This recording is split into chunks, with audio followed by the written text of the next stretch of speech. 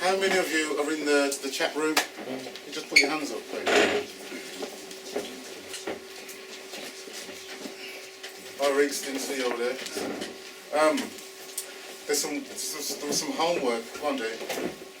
Okay. There was some homework handed out through the chat room, so I'm going to have to go back over what was said in there, what the references were. There was Veronica Chapman, there was Guy Taylor. There was just people talking generally about the straw man from the beginning, right? So just to bring everyone else up to speed, this is going to be like the first class, so to speak, and I don't want to go back over anything after today, so just going to move forward from today. Okay? My remote's not working, so I'm going to have to operate from over here. But we were talking about the straw man, and we're talking about jurisdiction, right? So, who here doesn't understand what jurisdiction is? You all understand jurisdiction? Okay. Any readers out there, read for me, please.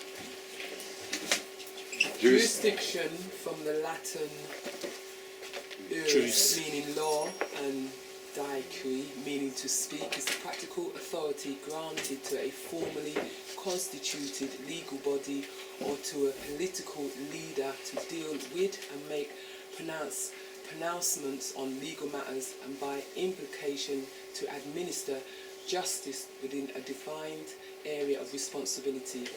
The term is also used to denote the geographical area or subject matter to which such authority applies. Okay. So, that means that when you walk outside into the real world, there's lots of different fictional, imaginary boundaries everywhere. Okay?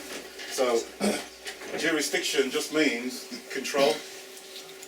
You walk into someone's jurisdiction, that could be a place of work where, if you work for ICI, the jurisdiction of ICI means that the rules of that company are the law on their premises. Okay?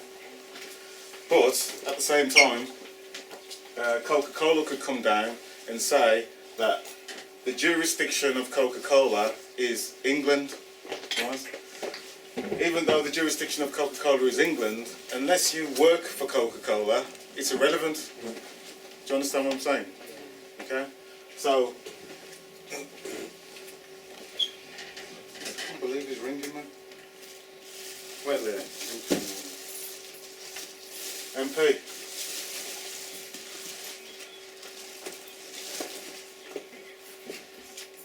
Can someone open the door and then just lock it back? Because it said that the classes started already, you see. That's what I did put in the post yesterday. Alright. Okay, alright. Yeah, so you've got maybe a Coca-Cola having a jurisdictional area. Well, it's the same with the UK PLC. Okay? So, what we're saying is, in reference to the straw man, that there's only one jurisdiction that we want to be in. Right? So the highest form of jurisdiction is the creator, obviously. So the creator created man.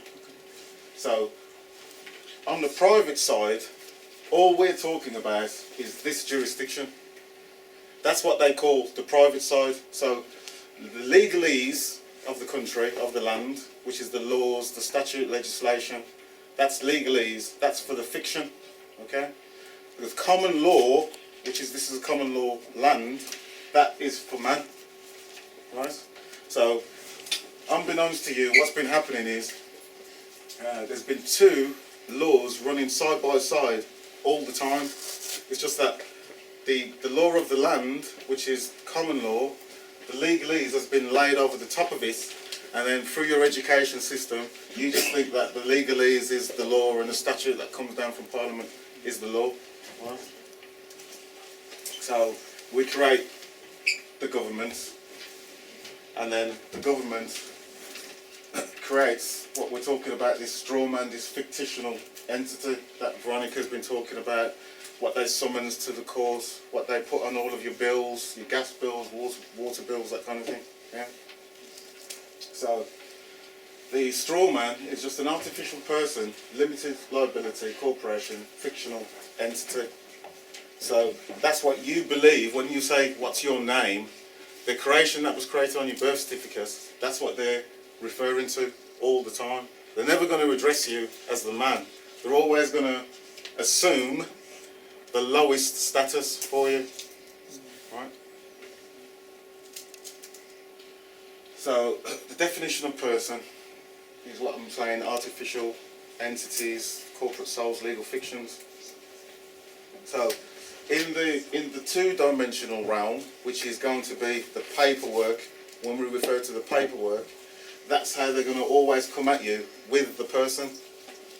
They're not talking to you, they want you to be a surety for the person. Right?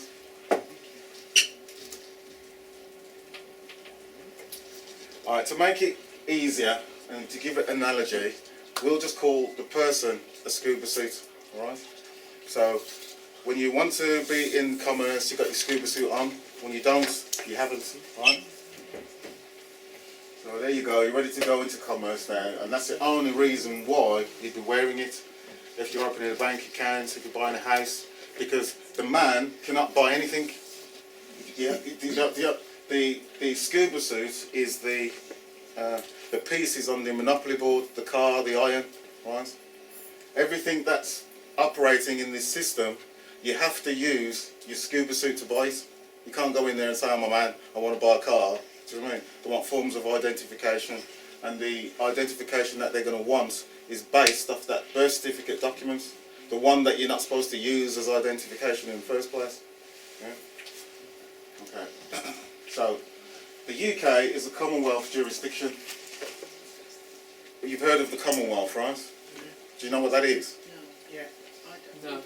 No. Okay, so it's like the Commonwealth is a mother company, and then it's got subsidiaries all over the world. Yeah? Colonialism is Commonwealth. Wherever England went and conquered or whatever, those are Commonwealth countries which are still part of the Commonwealth, which is still part of this company. Yeah. But it's just like little slave colonies spread out about the place. Okay. So any Commonwealth jurisdiction is implied consent. Yeah. So what that simply means is that they assume that all of you vote. You're all happy with Gordon Brown, Tony Blair, everybody. Yeah, everything's nice. Anything they say is crisp, right? So they're just going to assume, because there's 60 million people in the country, that everyone consents to this government, whether it be Labour or whatever it is, right? So it's not taking into account the people who don't vote at all, they don't pay any, mind to politics or whatever the case may be. They are still going to assume that you're wearing your scuba suit and you're part of the chattel with all this government ID, the driver's license, passports, all the rest of it, right? So you're always going to be commensing in commerce all the time. So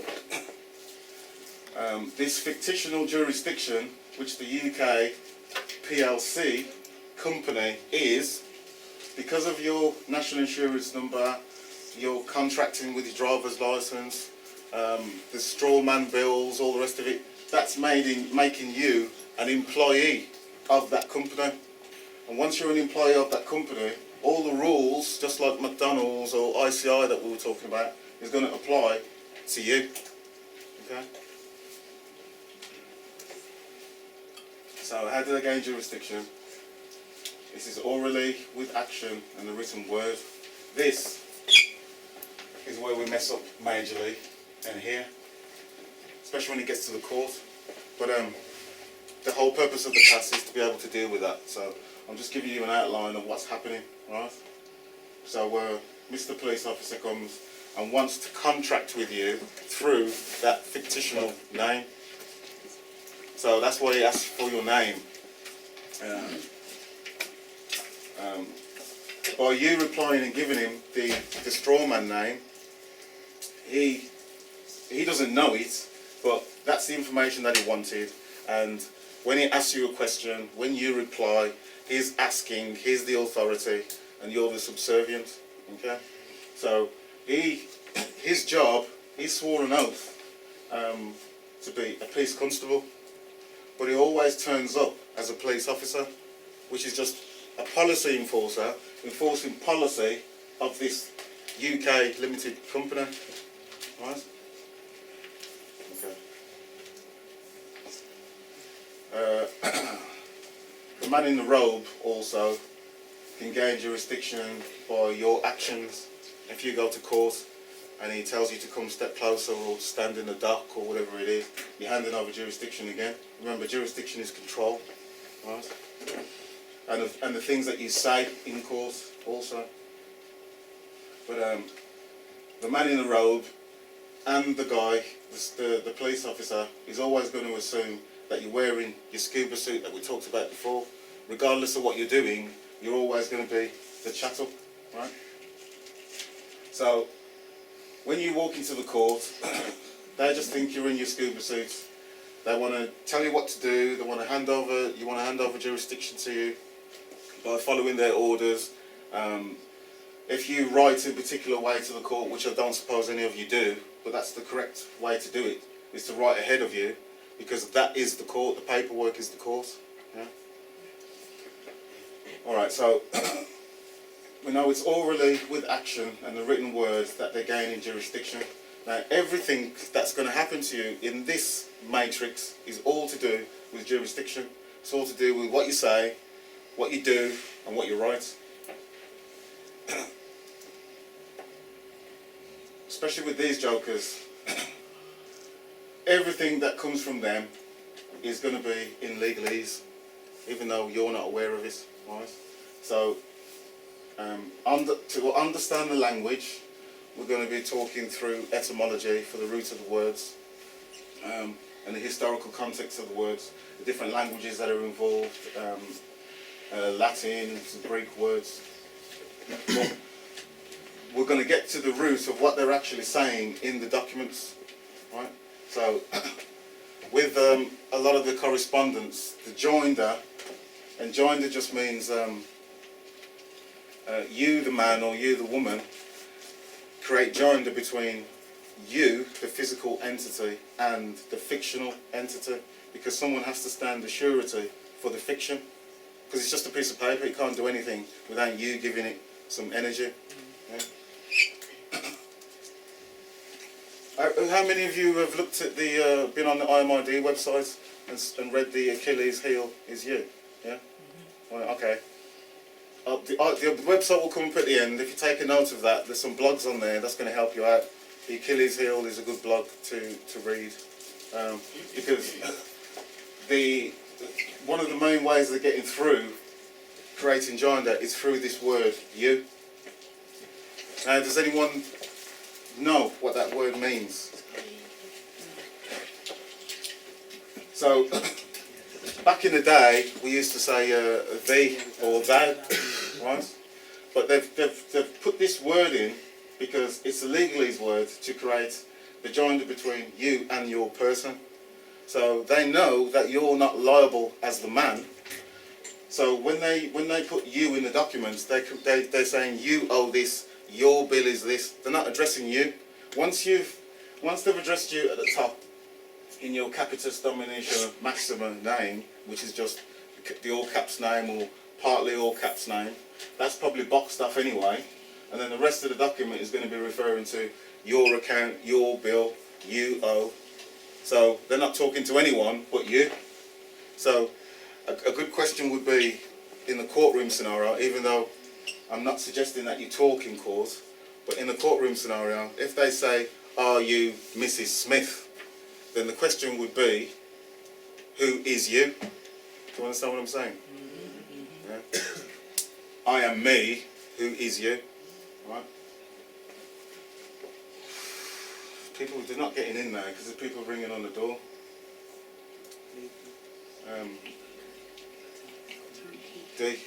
You know all this, just don't worry about it. Okay, another reader.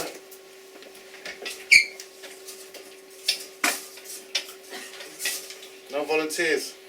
Jurisdiction gained through words refers to the duality inherent within and of the party that is liable for the essential plural nature of the single person, corporate entity, or who at least is prepared to volunteer to accept responsibility and or liability thereto. Okay, so you all understand that? Break it down in English. Where's the market?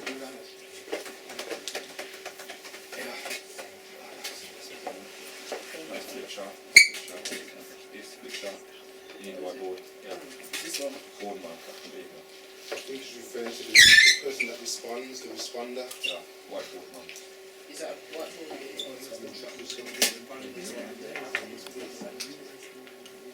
Can you all see this? Okay. So this is you, yeah? This is our status all the time.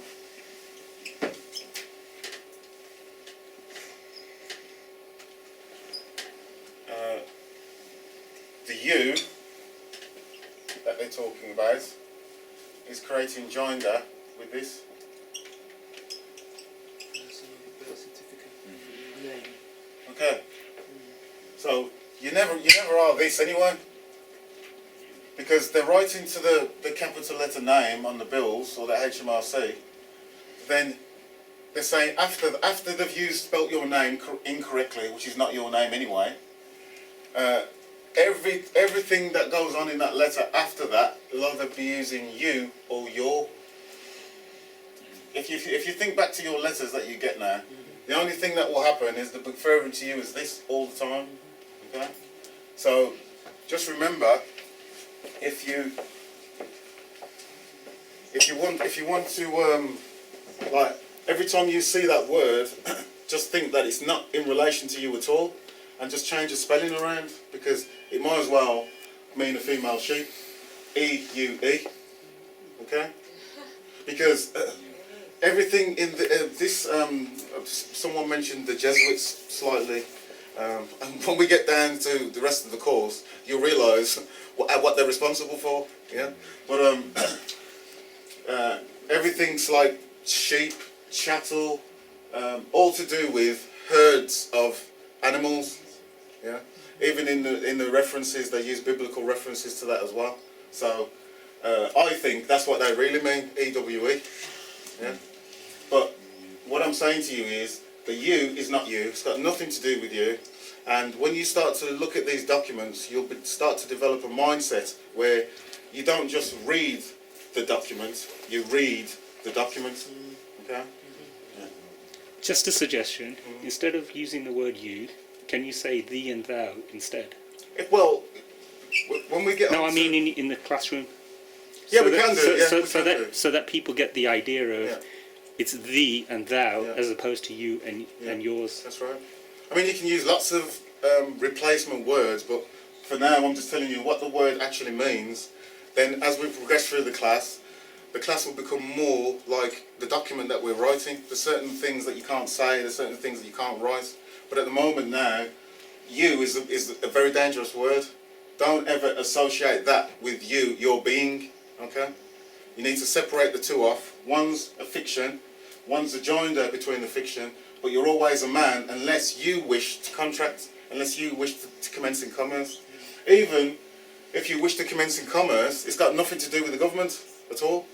If I want to buy something off Sue, or Sue wants to buy something off me, Sue makes me something, we've got a contract, Sue's going to charge me X, Y, Z, that's commerce.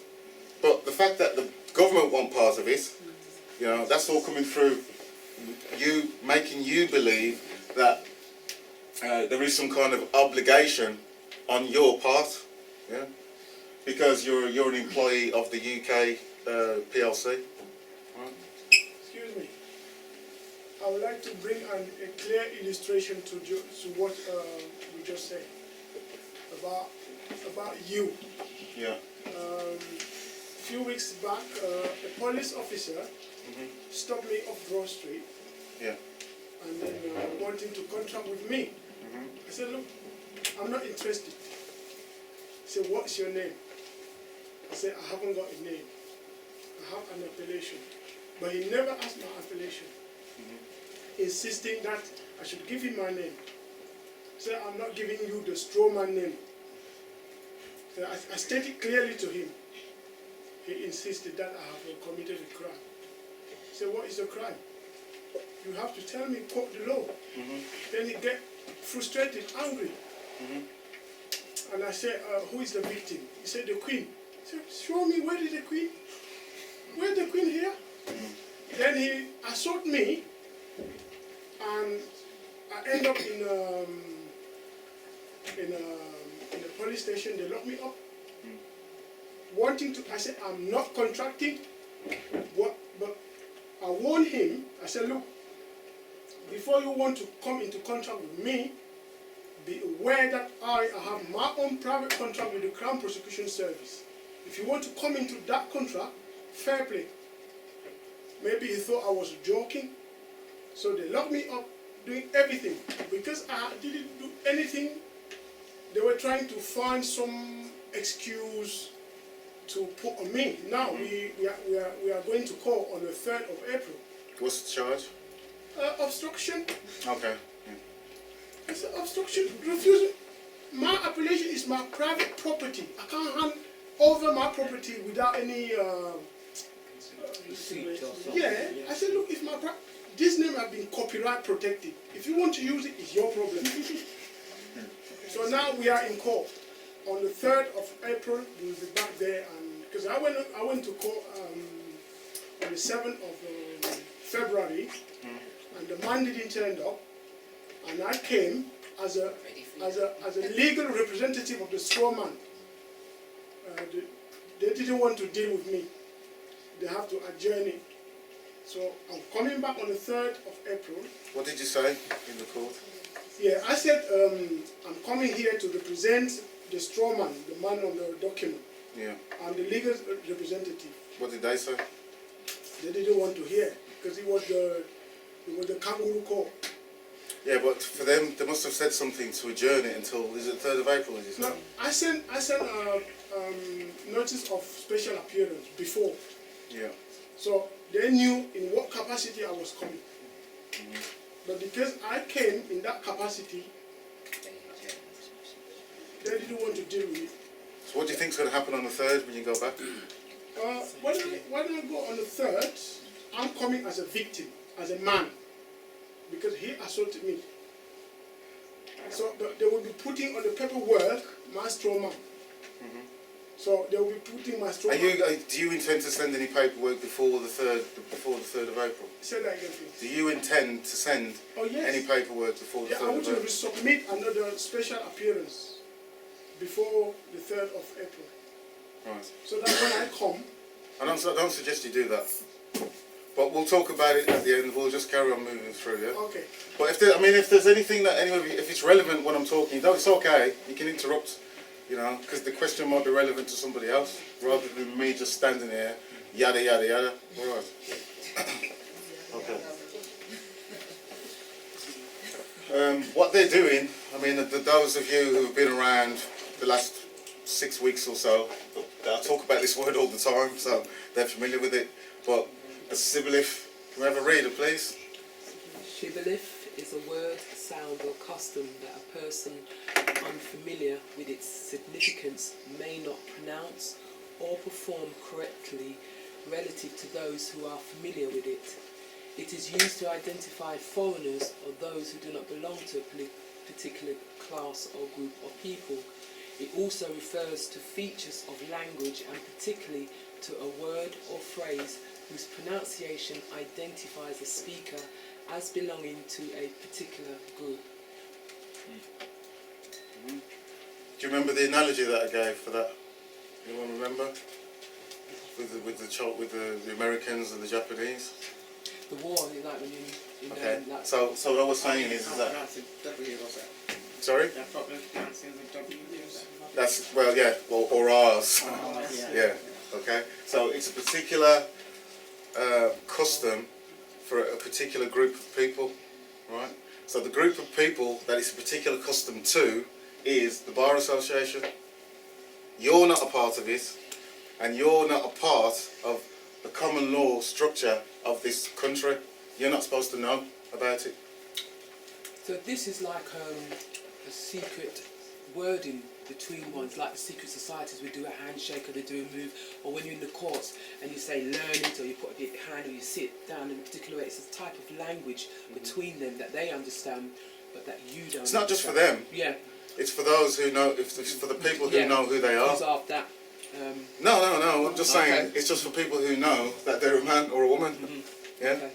Because this Illuminati, which is just the enlightened ones, right?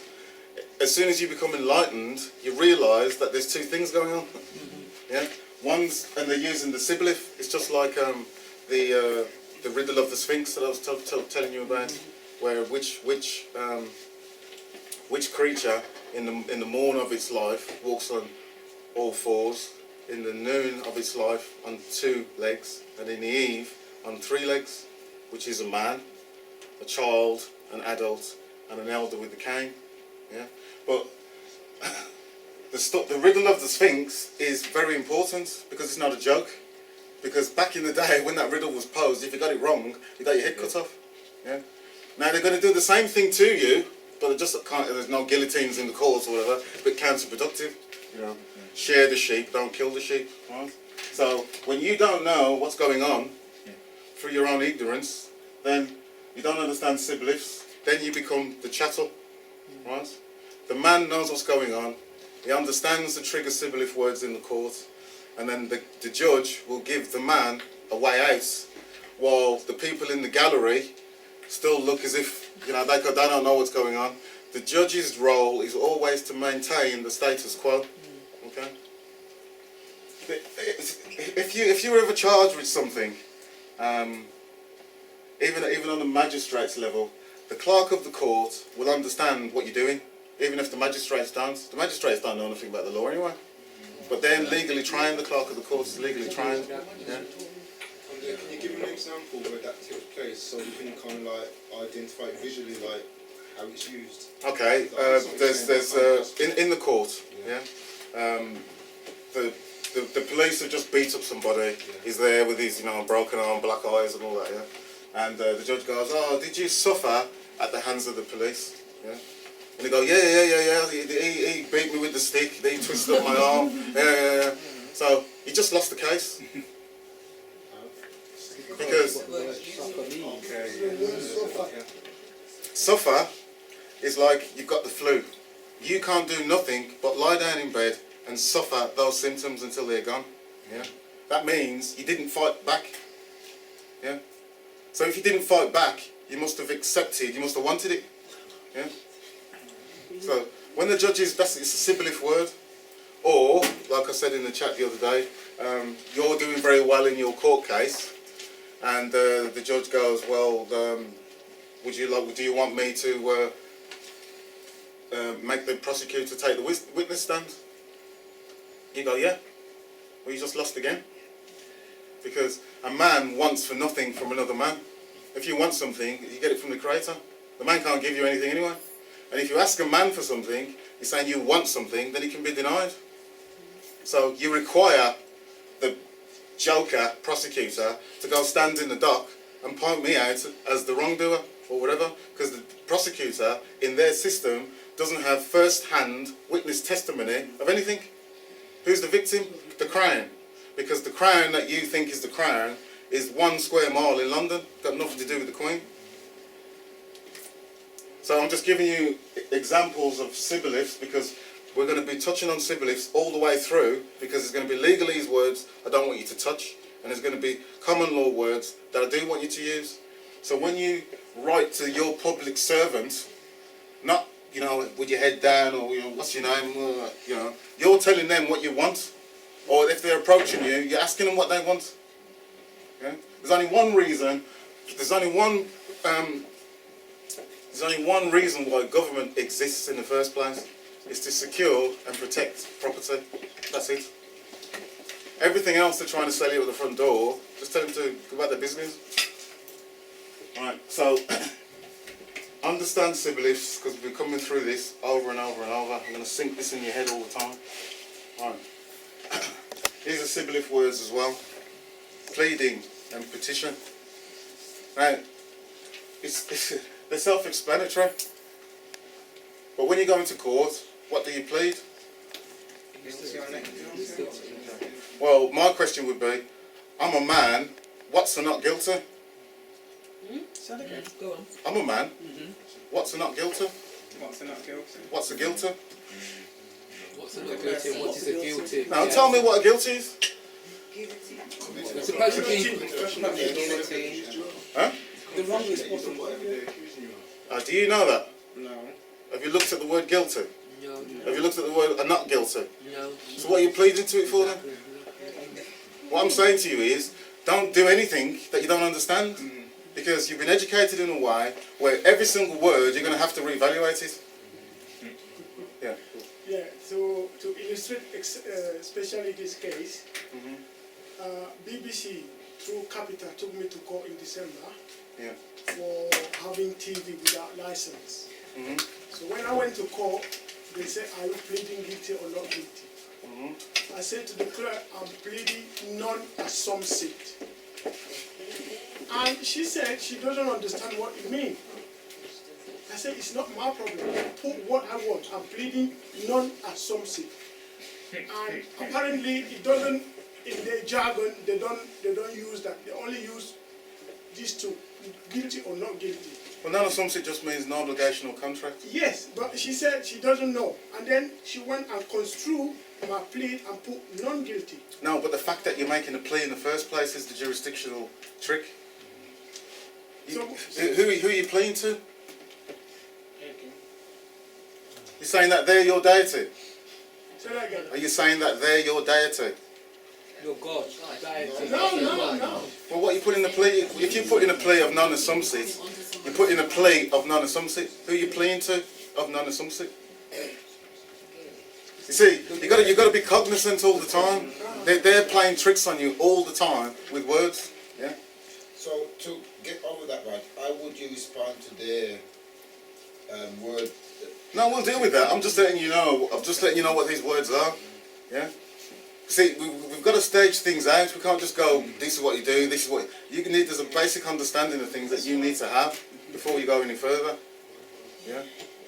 And one of the main things is that if you don't understand the word, get an unabridged dictionary, look down the columns, look at what all the abbreviations mean, see the historical context of the word, which language was it based in. You need to re-educate yourself over again. Forget about those 35,000 hours of indoctrination. Forget it, because it's taught you how to be a good slave. That's all. Yeah. Okay, so with the pleadings and petitions, you know, you petition the Lord in prayer and all this. You petition the court. You know, there's no one to petition. Do you want to come in?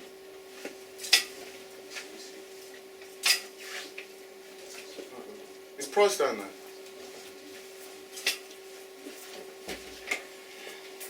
Okay. What type of word is this? Request. It's the asking. What type of word is it? So what, sir?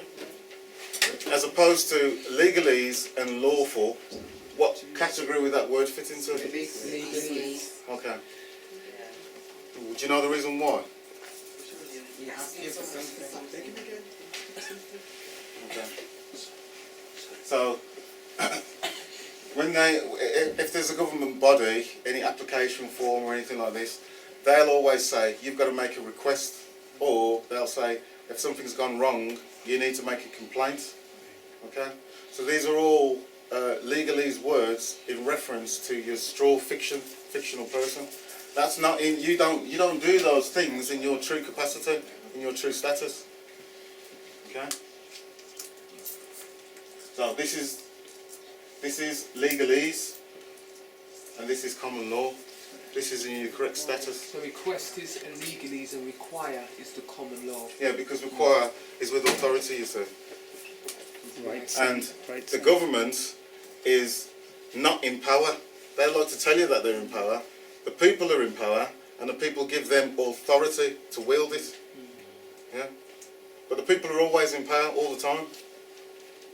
But it's just that they've switched things around, you know, reversed the roles. Yeah?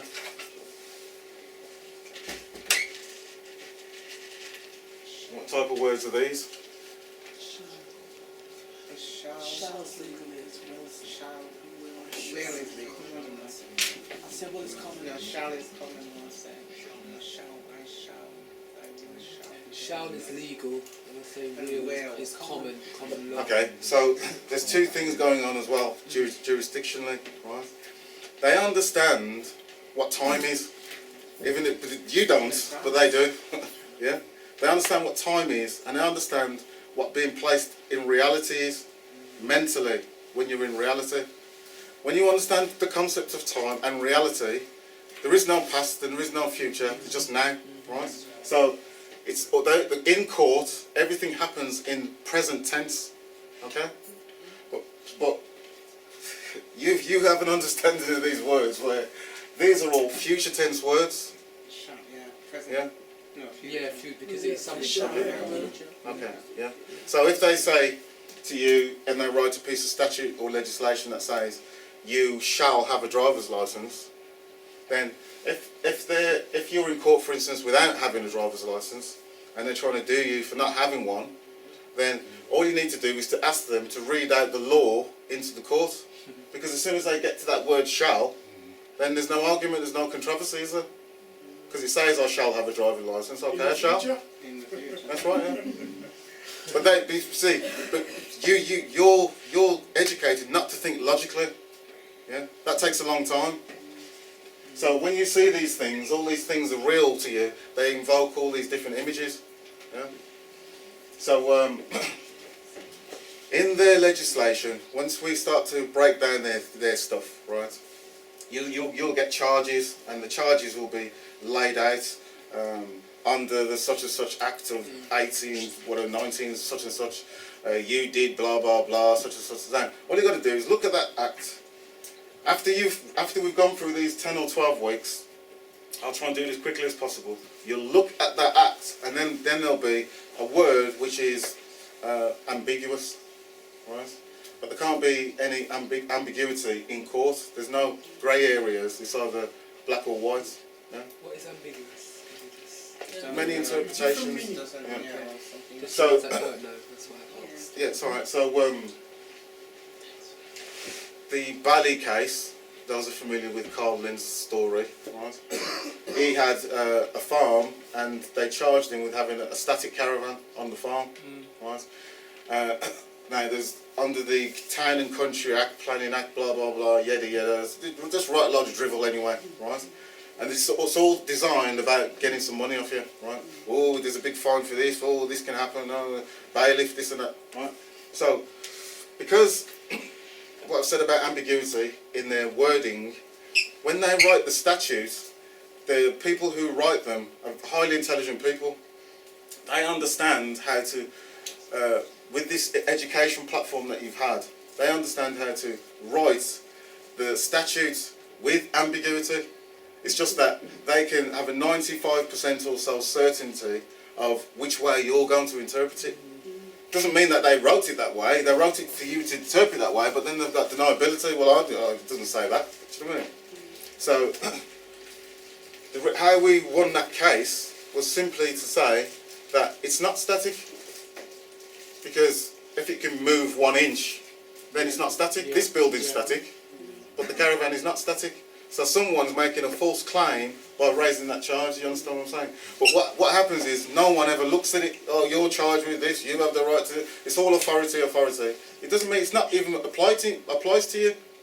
So what I'm saying is, with all the legalese and the routine that I went through before, with all the legalese, yada yada, I'm just saying to you, you don't even need to learn legalese. It's a different language. It's Chinese. You're under no obligation to learn that any more than you are to learn Chinese. You're under no obligation to read that legal document any more than you are to understand a Chinese document. And just keep it simple. Legalese is for the fiction. I don't want to know. If you want to buy a house, get a credit card or whatever, read the small print. Whatever benefit you're going to get, you're definitely giving some rights away. Yeah? And I'll explain what you're giving away by those acts of commerce. But at least if you understand what your status is, when they're accusing you of things, when people are making claims on you, the entities that are making claims don't know what you know. Okay? The police guy does not know anything what I'm talking about.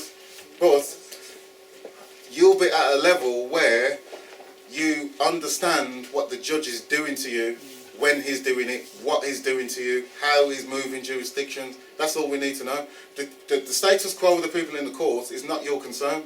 Okay? So, future tense words. There's lots of these anyway, right? Does anyone know what parlance is? Excuse me, meaning of the shall and will. It's just future tense. Future tense.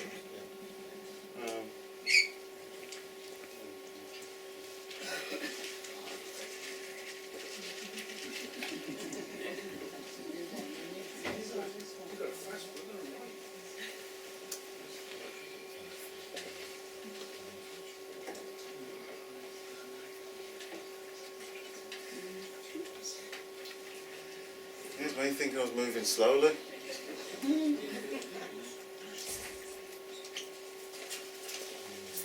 Have you all got that, yeah? Okay, so parlance we were saying is what? Okay, so you got like a common parlance, right? Which is like a colloquial language that we'd use within a group, right? So the common parlance of Jamaicans would be patois, okay? But you could have in reference to language, the actions of that would be a custom, right? So the same way you've got parlance for language, for the actions of a particular group of people, that would be the customs, okay? So English people would have certain customs, Jamaicans would have customs, Rastafarians would have customs, the Jews would have customs. So the Sikhs walk around with a knife because it's a customary thing for them to do, which is not illegal, okay?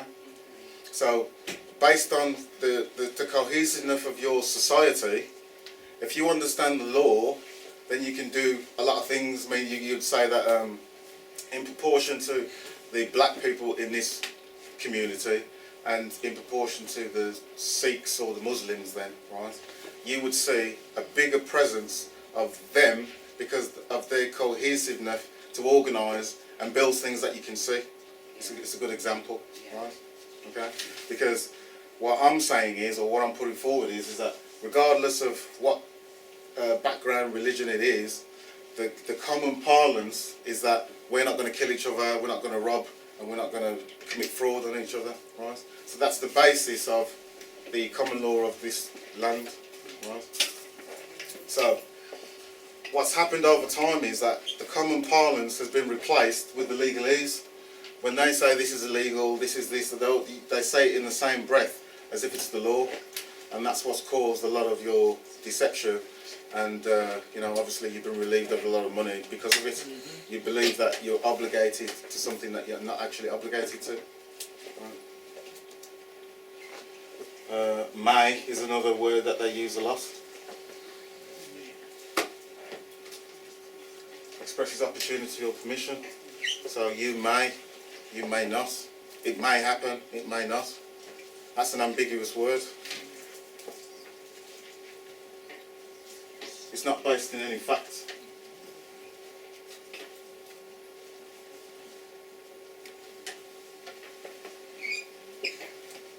Let you get that in a minute.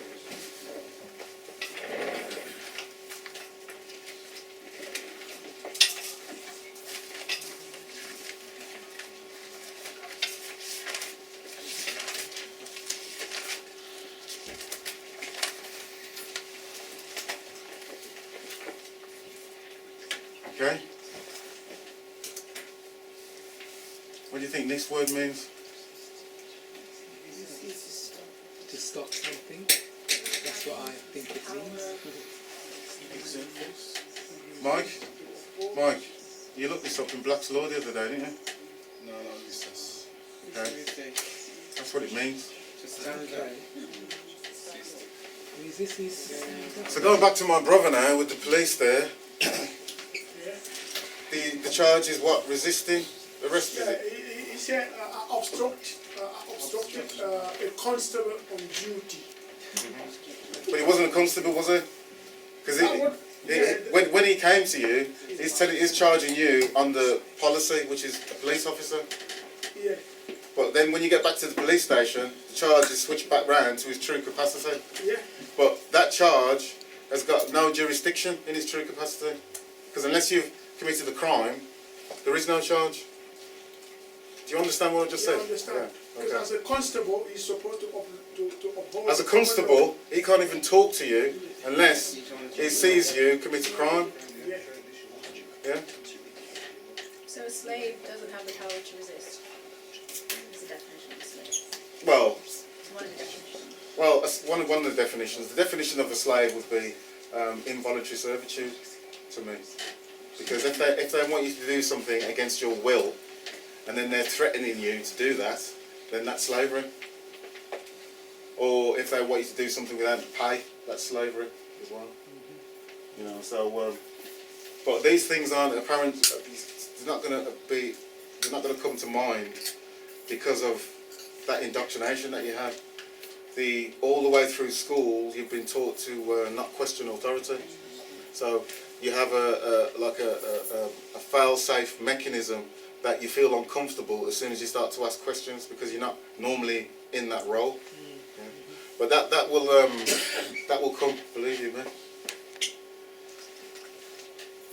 Going back to non-assumption here, the brother was talking about that earlier. That's what it simply means. So when you realise that to gain a benefit, you have to give away some of your rights. That's what a benefit is.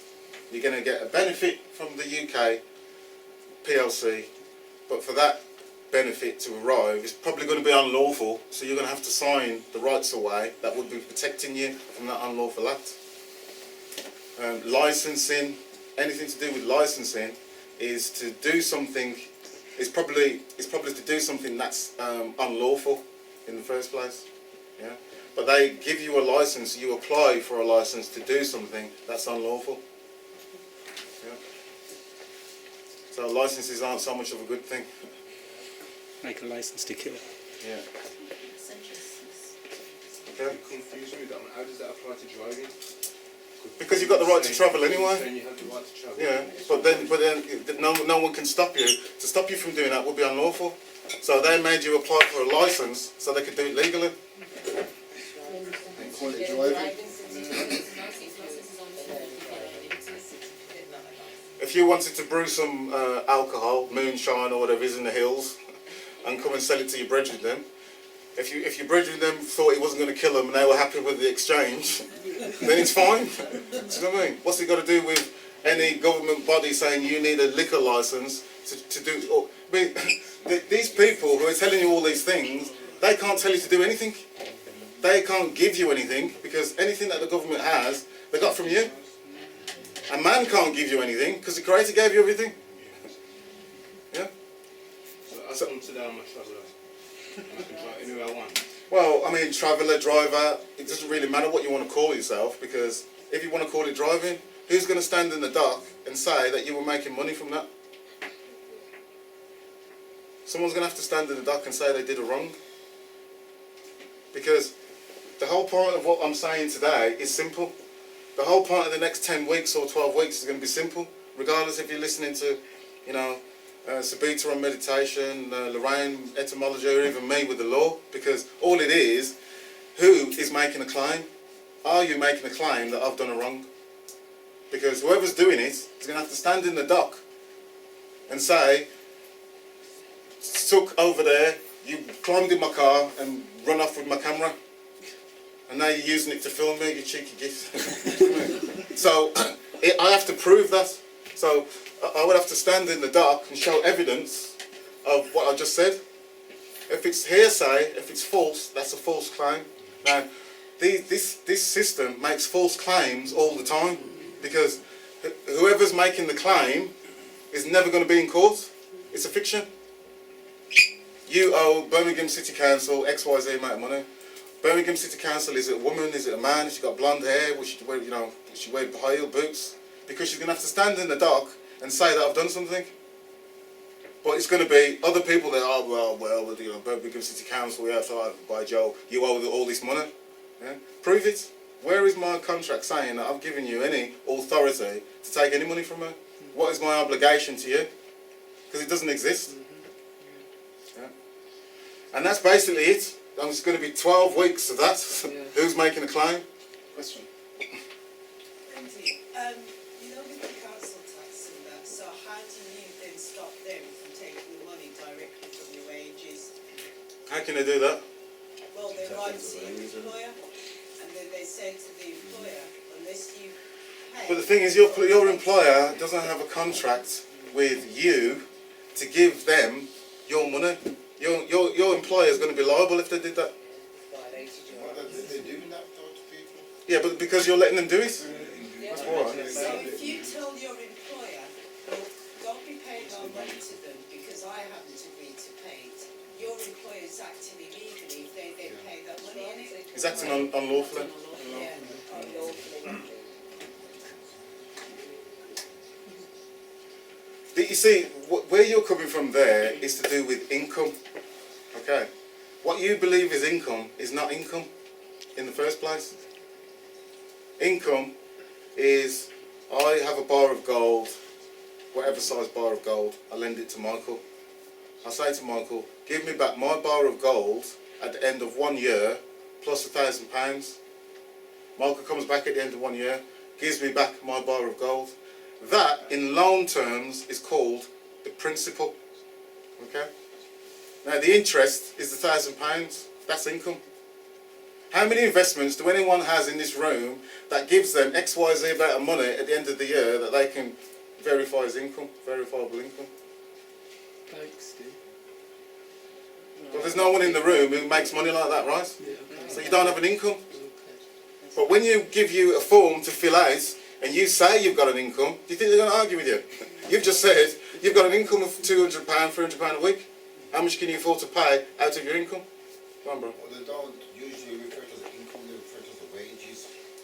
So what's the difference? What do you mean it's wages? If you work, so they pay the wage, they don't say the income, they say it's a wage. I think when you find that your wages, when it ends up in a tax office, there's going to be taxable income and it's all going to be income. They're not going to, it doesn't say wage on those type of forms. Now, on your wage slip, yeah. But what I'm saying is, in reality, you're being remunerated for using your energy. And the person that's remunerating you should be giving you something of value back. Yeah? What you're being given doesn't even belong to the people who's giving it to you. Because they're paying you in fictional money that doesn't belong to you, it doesn't belong to them. Yeah? Now, back in the olden days, if you wanted to, I don't know, knit someone a jumper and they got a field of cassava, then you knit the jumper, you get the cassava. It's two values. Yeah? But at the moment, you're just getting a piece of paper which says, I promise to pay you, never, ever, ever. Yeah? Okay? We'll go into species of money because that's very important. We need to understand financial instruments, what's happening with your credit cards, what's happening with the mortgages, the banks, all the rest of it. But for now, you know, let's step through. Is there someone outside who wants to come in? Huh? Go on then, yeah. Can't hear it out there. When the classes start, we need to be here for 11:30, and then the door's going to be locked at 12 o'clock because we can't be interrupted. It's not fair on you guys. Yeah.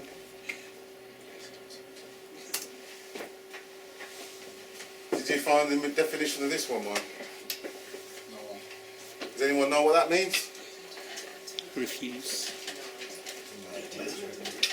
Sub says refused.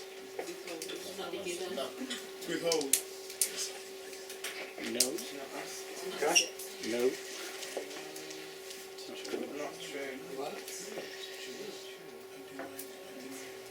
So you can't say to your little girl, I'm denying you that lollipop because you're saying the lollipop's not true. Yeah? When the judge is saying, I deny you such and such, he's telling you what you said is not true. He's calling you a liar. Yeah? sometimes I might say in American terminology, I had a motion denied. Yeah. Well, anytime they're using denied, that's what it truly means.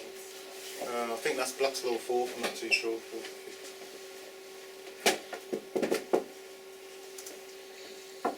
Habeas corpus. Have you heard that before? Yeah. What does it mean? Plaintiff must appear. Oh, clever clogs. Say it again. Plaintiff. Go on, then say it for once so I can hear. Yeah, the plaintiff must appear. Plaintiff The must plaintiff appear. must appear. Yeah. So what's the plaintiff? Okay. So the plaintiff is the body that's moving the claim. Okay? The claim. I'm moving the claim. So if someone's making a claim against you, in the court they're the plaintiff, and then you would eventually end up being the defendant. Yeah? So, as Price rightly says, plaintiff must appear. Now, a lot of people in like the Freeman scenario will think this is habeas corpus means I'm in jail. One of my brethren is going to put a habeas corpus petition together, and then they're going to get me out of jail and put me before the judge, and then the judge is going to say, you know, what's this man doing in jail, blah blah blah, yada yada. I don't know of one instance where that's actually happened. Does anyone in this room? Huh? Okay. Simply because the Law Society, the bar, have got 5 or 6 variations on that word. Yeah.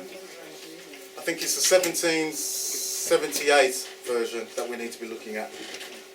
But it simply means that the plaintiff must appear. So whoever is making the claim, whoever's saying I've done wrong or you've done wrong, they're the ones who have to be in court. Yeah.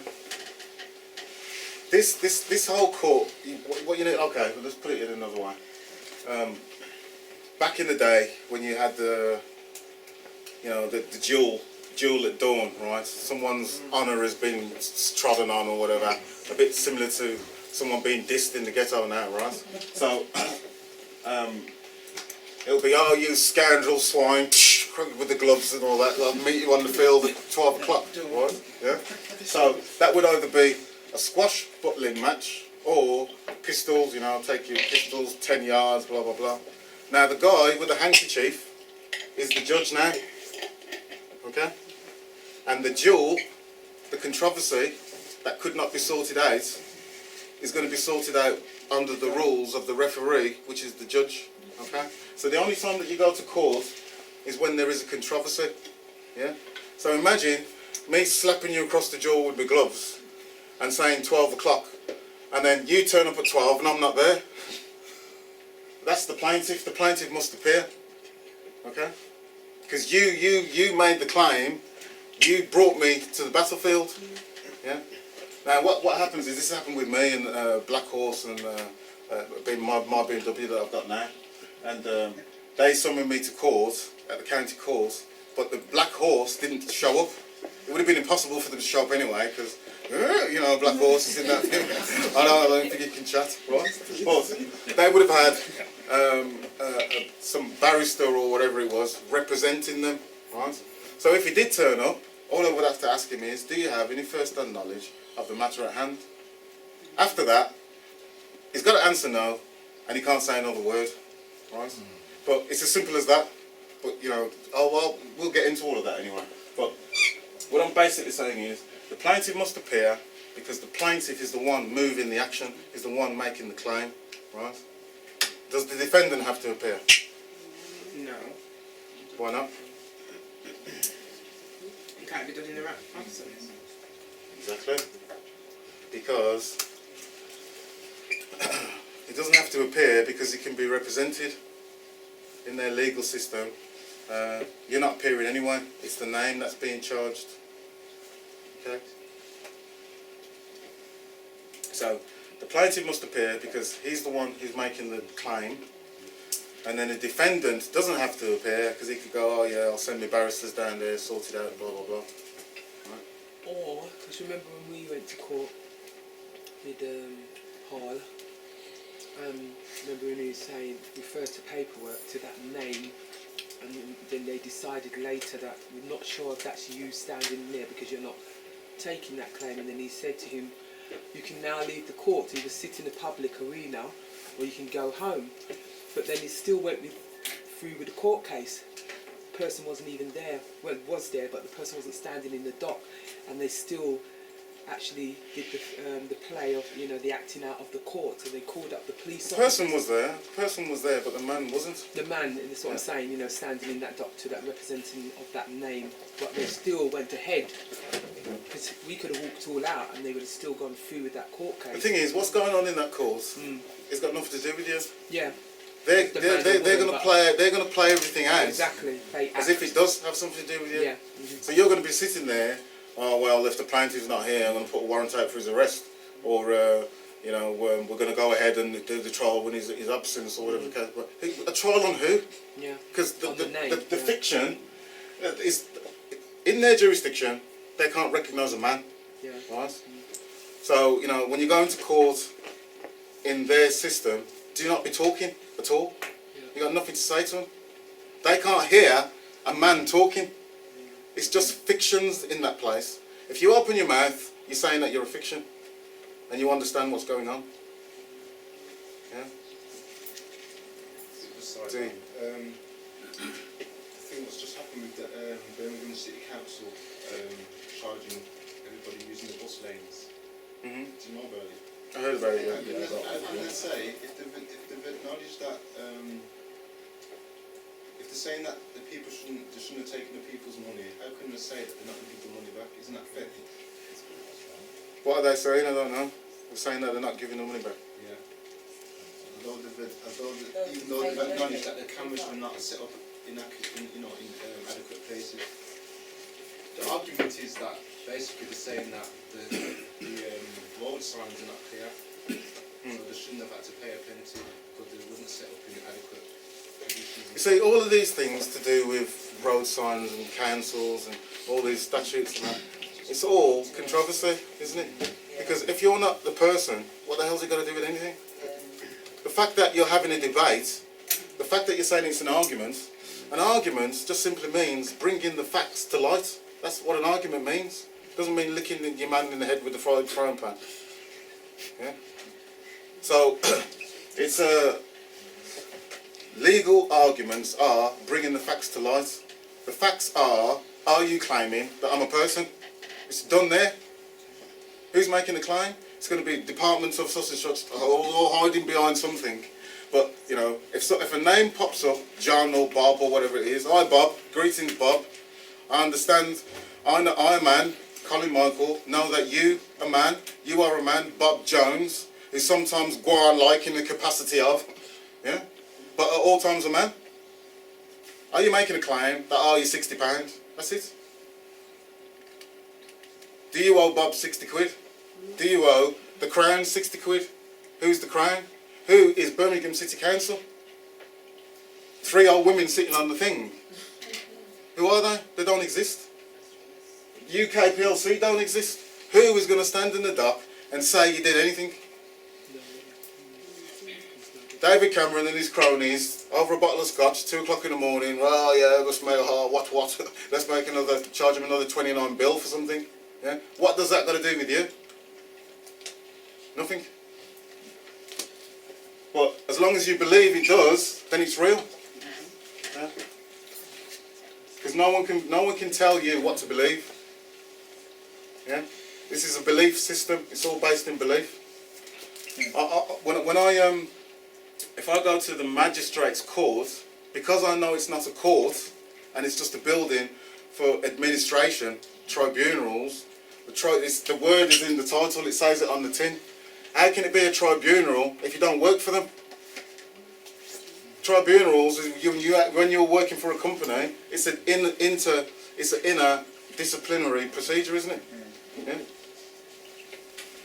And then you read up on the law and it says, well, the magistrate's court cannot be a court. Yeah. Halsbury's Law, 2011, revised 2012. The magistrate's court cannot be made lawful due to the oath that the Queen took at her coronation to govern the people according to the customs.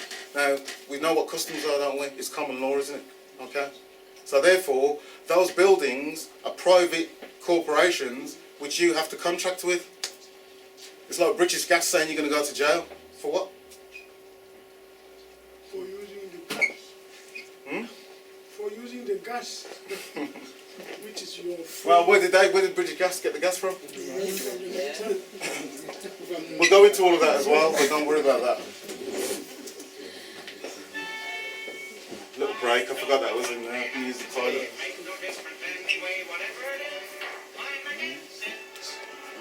What it is or who commenced it, I'm against it. Your proposition may be good, but let's have one thing understood. Whatever it is, I'm against it. And even when you've changed it or condensed it, I'm against it. I'm opposed to it. On general principles, I'm opposed to it.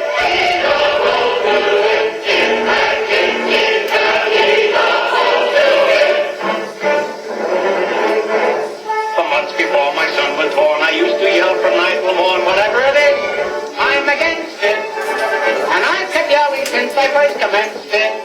I'm against it.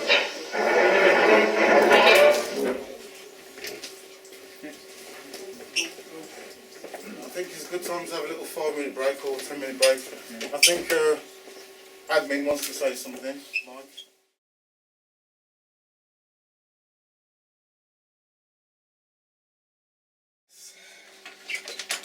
Is there any questions? Yeah, how do you get access to the chat rooms and that?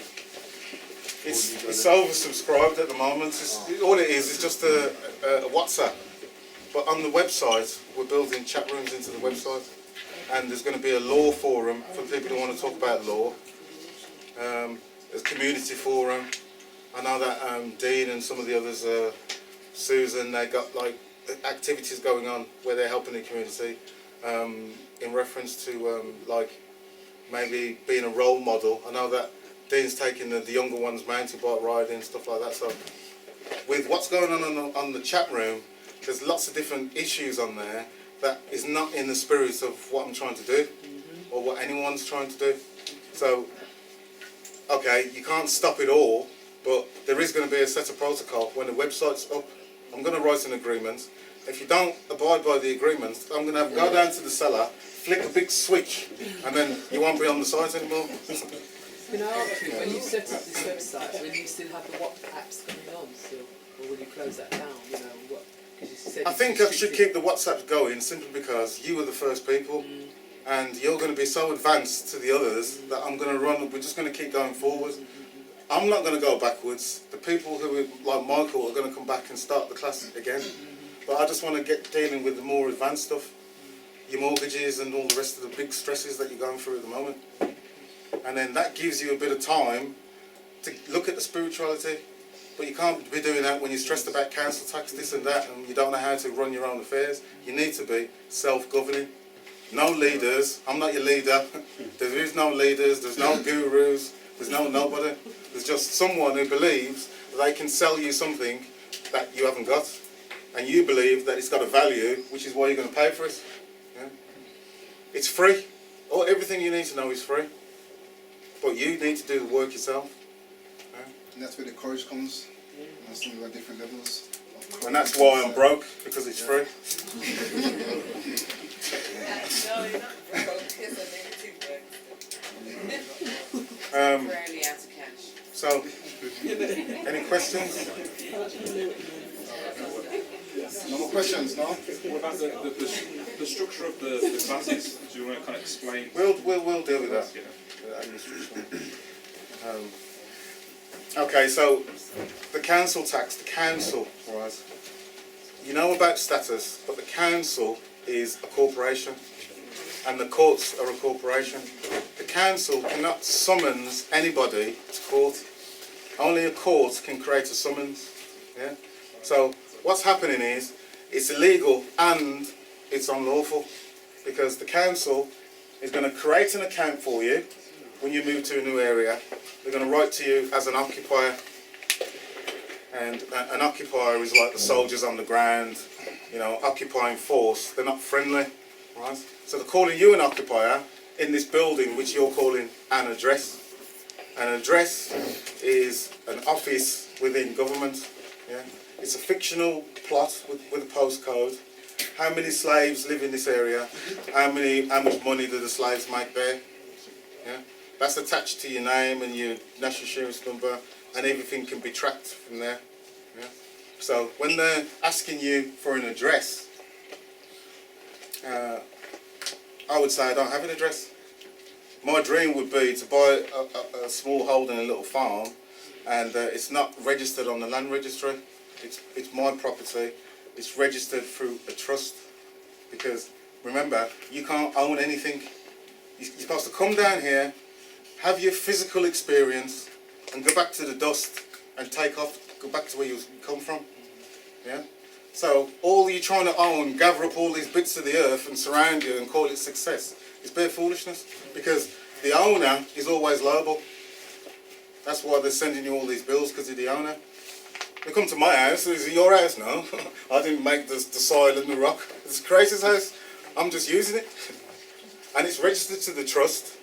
So yeah, I don't own nothing. Is this your car? No. I don't want to lean out my BMW with a big medallion swinging, everyone look at my car. I don't care who owns it as long as I can drive it. Yeah? I don't want to be liable for nothing. So that's what we need to get out of, all this materialistic crap. Yeah? Did you say an address is what, sorry? An address is an office, like in governments, like your name is an office, Mr. and Mr. They're all ranks on a ship. You're in commerce. It's admiralty law that they're using on the land. Yeah. So all of the characters that you have to play are like, you know, Captain Blythe, and it's all to do with all this bullshit on the dock. Yeah.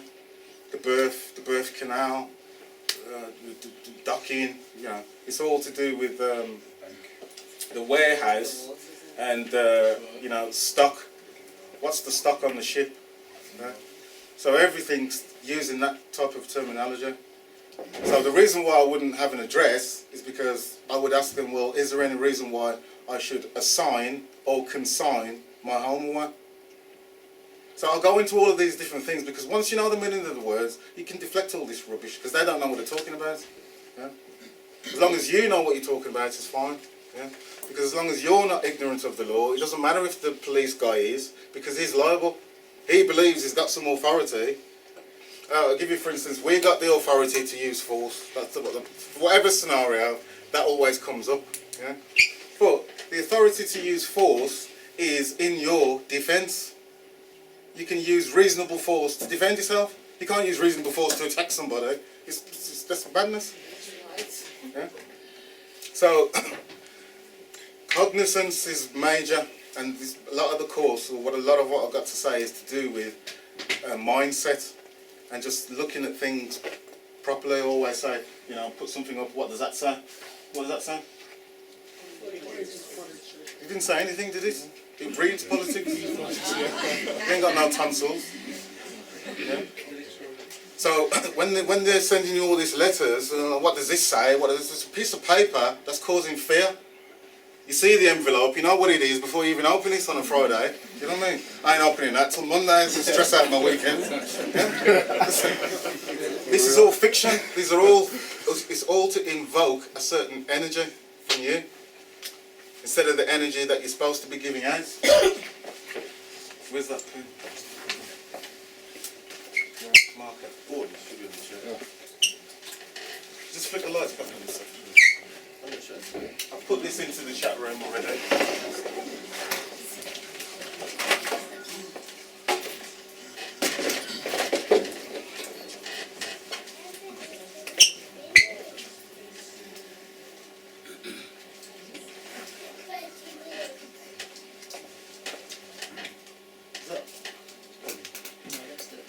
Not working. Is it black on? Wendy, can I make some clarification in regard to the council tax and all the bills? There is a piece of legislation in the internet. It's called the Local Government Act 1888. 1880, yeah, go on. Say Yeah, that the again. Local Government Act 1888, Chapter 5, Section 79, Subsection 2. Oh, wow, yeah. That says, Whatever. this is for everybody. Yes, we're here. It says, all liability. Local is the act. The Local Government Act, Chapter 5, Section 79, Subsection 2. It said, all duty and liability of the inhabitant of a county become duty and liability of said county. Which means, if I live in Birmingham, all my bills, council tax, gas, electricity, and rent become Birmingham City Council liability. But they don't want you to know because you are used to pay. So if you go there and copy the piece of legislation, when they send you anything, bill, you attach it to it and send it back to them. That's it. That is true. That is what councils are for. The council is remember, they're public servants for the people, right? The government, that's what they're for as well. So if you want something to be paid, you'll have something, say it was metered, for instance, you'd have gas, water, whatever to your property. That would generate a usage from your house. They would send you the statements, is this what you used? You'd sign back saying yeah, and then they'd settle the account. Because the resources doesn't belong to them anyway. They're for the benefit of us. We can go into the planet with all these mad money people being worth 9 quadrillion. Yeah? There's 7 billion people on the planet, everyone is a billionaire. So when this system is over, the gold will be properly distributed properly. And you won't be jumping through the next man's window. You only got one backside. You can't have 29,000 cars. Anything that you're going to do is going to be for the benefit of Gaia. It's not mad consumerism. Yeah? This is a word in the chat. Can you see that? Attention. Yeah. What's the website there? Nikon.com. Oh, is that what? That was like, what's that? Attention. N-I-K. It's attention and that's No, because that word is telling you what it is. attention. Yeah. At attention. Right, so, Yeah. So with some of these spells that are going on and these letters that are dropping, that's the reaction it's causing. When you go into the cause, that's the reaction it's causing. When they put everything on TV, that's what they want.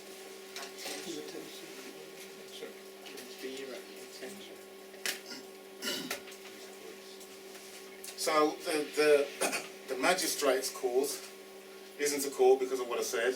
The council can't issue summons. When they do issue a summons, they are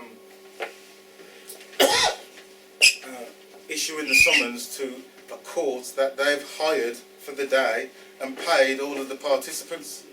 So by the time you turn up, there's a liability order for you. It's already stamped before you even come into the court because they've paid for it.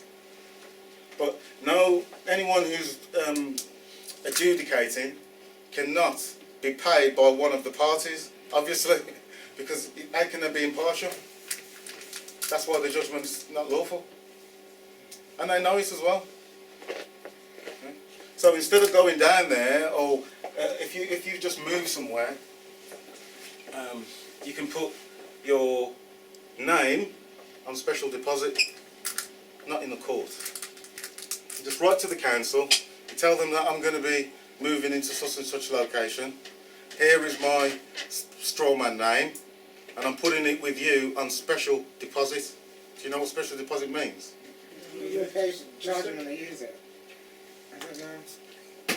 Say, you're using special deposit. I'm using a special deposit. No. No, you. Me? Yeah.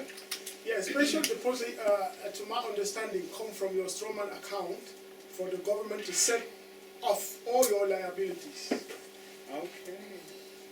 No, a special deposit means that your private information is being deposited in a very particular way. Yeah? So, if I've got £20 and that £20 has got a number, serial run number, 1, 2, 3, 4, 5, 6. You know, each note has got its own unique number. Might have a letter there, DF or something. Yeah? But if I deposit £20 in the bank under special deposit, I'm opening a special deposit account. In 3 months' time, when I go back for my £20, it's got to be that one. It can't just be any £20. Yeah? It's got to be that £20. Do you understand? So they can't monetize or use or make money out of my money because I know what they're doing. So if you're going to do that, well, how much am I going to get? Otherwise, leave it alone. Yeah? Okay. So can I say something? Yeah. My nephew worked at the stock market and he's found his sister's coal off a birth certificate. So, yeah. Just found it. Yeah, he works at the stock market and he's found his sister's coal. I did put that on the chat as well, if you were interested, but it all belongs to them anyway, so I'll get into that. Yeah. You know, a lot of the things you reference back to your chat room or whatever, but how do somebody like myself who hasn't been here before? Yeah, we're just saying we'll take the email addresses of everyone.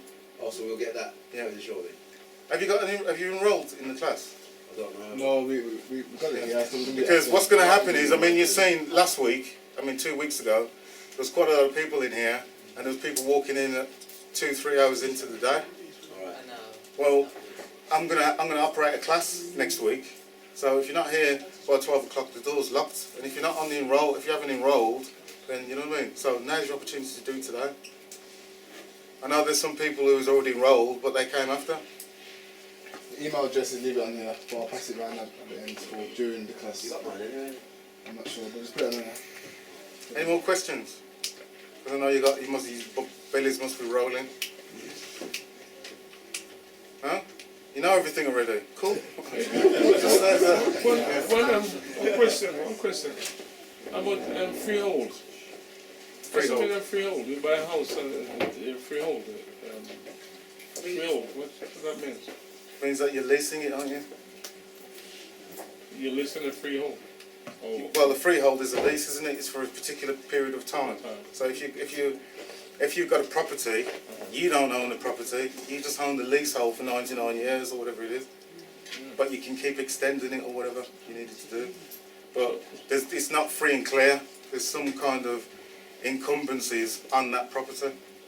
Okay, so it's going for certain time. So because I'm thinking freehold is for life. Well, no, because it will say on it. It will say 99 years or whatever's left on it. Okay. You've seen those, right? Yeah. Well, 99 years isn't life. Life is like you've got a plot of land that's secure within a trust. The rules of the trust are you've got executors of the trust or trustees. Your family now have got that property until they die, and then the next one, and the next one. You know, so they can't sell it, but they can only benefit from it. And you've got rules that keeps that trust in place. Yeah? So that's why you can leave a legacy for the rest of your family. This is what all these rich people do. That's why they don't pay tax, inheritance tax, and all the rest of it.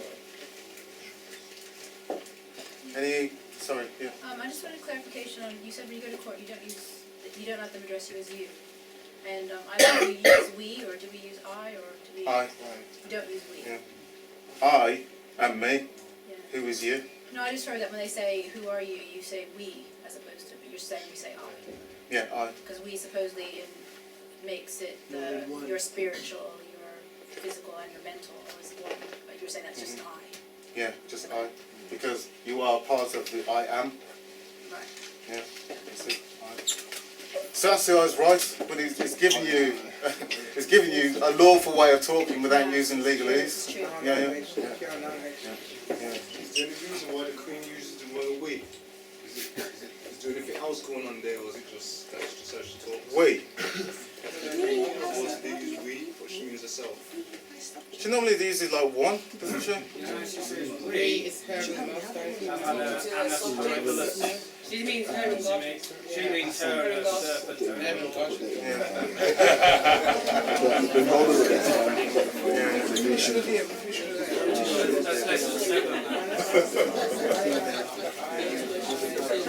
That's right, no, that's it.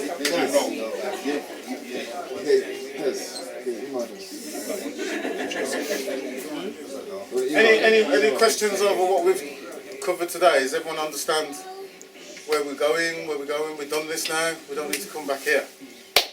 We can move on to, yeah.